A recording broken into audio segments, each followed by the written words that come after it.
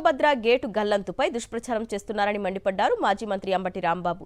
జగన్ వల్లే గేటు కొట్టుకుపోయిందని తప్పుడు ప్రచారం చేస్తున్నారని ఆగ్రహం వ్యక్తం చేశారు. ఏం జరిగినా జగన్ పైకి నెట్టేసి బాబు తప్పుకోవాలని చూస్తున్నారని, ప్రాజెక్టులపై చంద్రబాబు అమాయకంగా మాట్లాడుతున్నారని మండిపడ్డారు. కాఫర్ డ్యాం లేకుండానే బాబు పోలవరం నిర్మిస్తానన్నారు. సాధ్యం కాని హామీలతో చంద్రబాబు గద్దెనెక్కారని మండిపడ్డారు. సూపర్ 6 అన్నారు. ఇప్పుడేమో భయమేస్తుందంటున్నారు.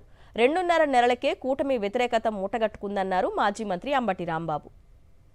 తుంగభద్ర ప్రాజెక్ట్ అనేది ఉమ్మడి ప్రాజెక్ట్. అది దానిలో ఒక గేట్ కొట్టుకుపోతే అది జగన్మోహన్ రెడ్డి గారి సైడ్ ఎఫెక్ట్ అని, జగన్మోహన్ రెడ్డి గారి వల్లే కొట్టుకుపోయిందని ఇలాంటి దుష్ప్రచారం చేసేటటువంటి కార్యక్రమం చేయటం చాలా దురదృష్టకరమని ఈ సందర్భంగా నేను చెప్పదలుచుకున్నాను.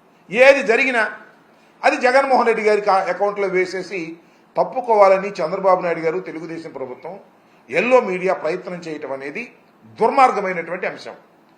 మరి జగన్మోహన్ రెడ్డి గారి టైంలో పులిచింతల 16వ గేటు కొట్టుకుపోతే వితిన్ 20 డేస్లో దాన్ని రిపేర్ చేసేసి ఏర్పాటు చేసి నీరు కిందకు పోకోకుండా ఆపడం జరిగిందనే విషయాన్ని మర్చిపోయారు.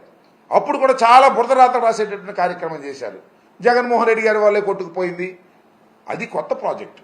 వాస్తవానికి కాంట్రాక్టర్ లోపం వలన, చంద్రబాబు నాయుడు గారికి కాంట్రాక్టర్కి మధ్యన ఉన్నటువంటి లాలూచి వలన, ఫండ్స్ విషయంలో ఆయన సక్రమంగా చేయకపోవటం వలన కొట్టుకుపోతే దాన్ని రివైవ్ చేసి దాన్ని మళ్ళీ ఏర్పాటు చేయడం జరిగింది. గుళ్ళకమ్మ గేటు కొట్టుకుపోయింది. గుళ్ళకమ్మ గేటుకు పట్టుకుపోయినా జగన్మోహన్ రెడ్డి గారు దీనికి కారణం అనేటువంటి మాట మాట్లాడారు. ఆ రోజున చెప్పాను నేను మంత్రిగా ఉన్నప్పుడు, ఈ రోజున చెప్తున్నాను. గుళ్ళకమ్మ కొట్టుకుపోవడానికి, గేటు కొట్టుకుపోవడానికి చంద్రబాబు నాయుడు గారు తన హయాంలో చేసినటువంటి అలసత్వం. ఎందుకు చెప్తున్నానంటే, చంద్రబాబు నాయుడు గారు 5 సంవత్సరాలు పరిపాలించాడు కదా పోయినసారి. అప్పుడు గుళ్ళకమ్మకి 5 to 6 crores ఖర్చు పెట్టారు. దేనికి ఖర్చు పెట్టారు తెలుసా?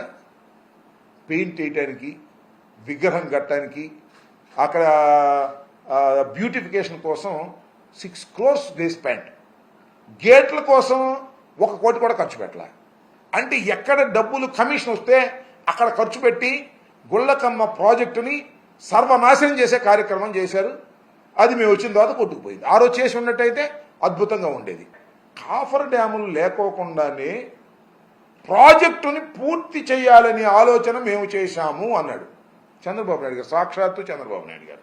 71 సంవత్సరాల చంద్రబాబు నాయుడు గారు 14 సంవత్సరాలు ముఖ్యమంత్రిగా ఉన్నవాడు, మళ్ళా ఇప్పుడు 5 సంవత్సరాలు ముఖ్యమంత్రిగా ఎన్నిక కాబడినవాడు, కేంద్రంలో రాష్ట్రంలో చాలా పలుకుబడి ఉంది, మేధస్సు ఉంది అని చెప్పుకునేవాడు.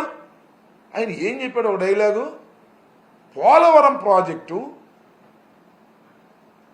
కాఫర్ డ్యాముల నిర్మాణం లేకోకుండానే, మరొకసారి వినాలి, పోలవరం ప్రాజెక్టు కాఫర్ డ్యాముల నిర్మాణం లేకుండానే ప్రాజెక్టు పూర్తి చేయాలని ఆలోచన చేశాము అనేటువంటి మాట ఆయన అన్నాడంటే, మరి నిజంగా ఆయనకి ఇరిగేషన్ గురించి, ప్రాజెక్టుల గురించి తెలియదని అనలేదు. కానీ ఎంత అమాయకంగా మాట్లాడాడో నాకు అర్థం కాలేదు.